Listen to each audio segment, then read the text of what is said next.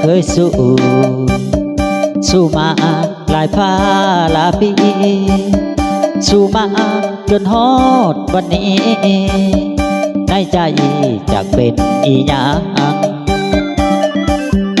อยู่บ้านเดียวกันความสัมพันธ์คิดอยู่ภายในคิดอยู่ในใจที่อายคือเป็นหลายตาแอบเบิ่งแอบแนบแอบจ้องน้องเมียทุกวัน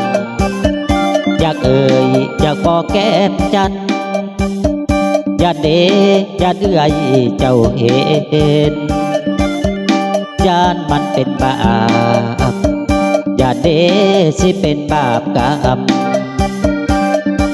อย่าอ่านผิดศีลธรรมมันสิผิดประเพณีอยากได้น้องเมีย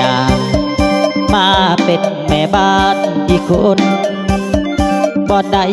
ยุ่งยากสับสนมาช่วยอีกคนคือสิดีใจถ้าเอื้อยเจ้าหูสองเฮาสิเฮ็ดจังใดเอื้อยเจ้าพอใจสองเฮามาแต่งงานกันมักน้องเมียเอื้อยเจ้าก็มักคือกัน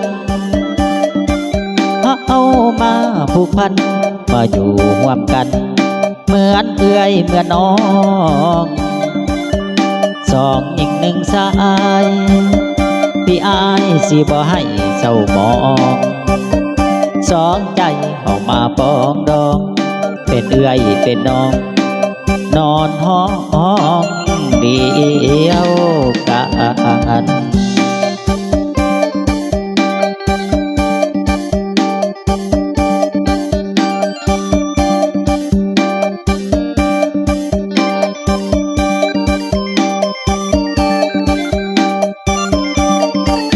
อยากได้น้องเมีย